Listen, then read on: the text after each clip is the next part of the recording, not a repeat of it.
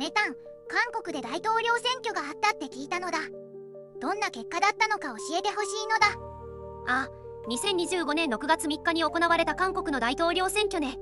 革新系の共に民主党のイ・ジェミョン候補が当選したわ。へえ、革新系って何なのだ。保守系とどう違うのだ。簡単に言えば、革新系は変革を求める勢力で、保守系は現状維持を重視する勢力よ。韓国では政治的イデオロギーの違いが大きいの。なるほど。でもなぜ今回選挙をしたのだ。普通の時期じゃなかったのかな。そうね。実は2024年12月にユン・ソンによる前大統領が非常戒厳を宣言して、その後罷免されたから前倒しで選挙が行われたのよ。非常戒厳って何なのだ。怖そうな言葉だけど。非常戒厳は国家の危機時に軍が統治権を掌握する非常事態措置よ。民主主義の観点からは問題視されることが多いわ。そうか、それで新しい大統領を選ぶことになったのだな。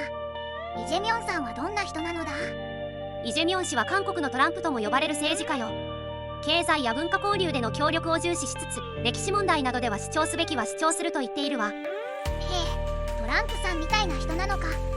どんな政策を掲げているのだ。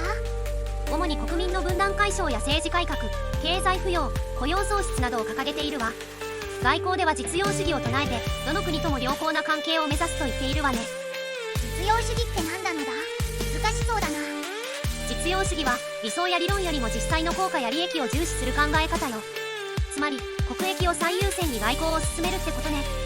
なるほど。じゃあ日本との関係はどうなるのだ。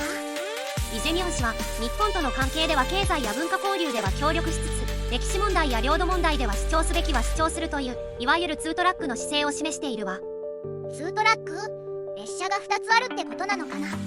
いいえ、ここでのツートラックは2つの異なる方針を同時に進めるという意味よ。協力できる分野では協力し、対立する分野では毅然とした態度を取るってこと。なるほど。でも選挙結果はどうだったのだ。イ・ジェミョンさんが圧勝したの。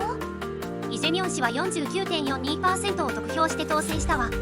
対する保守系のキム・ムンス候補は 41.15% で約8ポイントの差がついたのよ。へえ、結構接戦だったんだね。投票率はどうだったのだ。投票率は 79.4% だったわ。これは非常に高い数字よ。国民の関心の高さがうかがえるわね。すごい投票率なのだ。みんな真剣に選挙に参加したんだね。新しい大統領はいつから仕事を始めるのだ。イ・ジェミョン氏は6月4日、つまり選挙の翌日にすぐ就任したわ。通常は2から3ヶ月の引き継ぎ期間があるけど、今回は特殊な状況だったからね。そんなに急いで就任したの。大変そうなのだ。そうね。前大統領の弾劾による罷免という異例の事態だったから、早急な政権交代が必要だったのよ。新大統領には難しい課題がたくさんありそうなのだ。どんな課題があるのだ。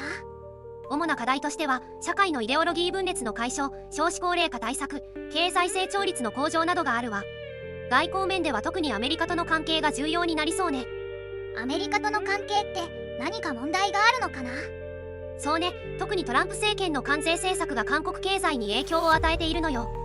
自動車や半導体など主力産業が打撃を受けていて、これにどう対応するかが課題になっているわ。そうか、大変そうなのだ。でもなんで韓国のトランプって呼ばれているんだろう。イ・ジェミョン氏の政治スタイルや発言がトランプ大統領に似ているからよ。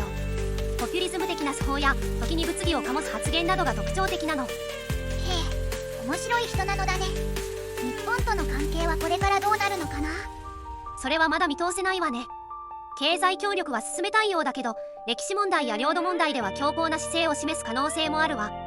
支持率次第で対日政策が変わる可能性もあるから注意深く見守る必要があるわ。難しそうなのだ。でもお互いに仲良くなれるといいのだ。そうね。両国の関係改善は重要よ。ただ課題も多いから、お互いの立場を理解しながら粘り強く対話を続けることが大切だわ。ずんだもん、韓国のことがよく分かったのだ。メタン、ありがとうなのだ。どういたしまして。国際情勢は複雑だけど、こうやって少しずつ理解を深めていくことが大切よ。これからも一緒に勉強していきましょう。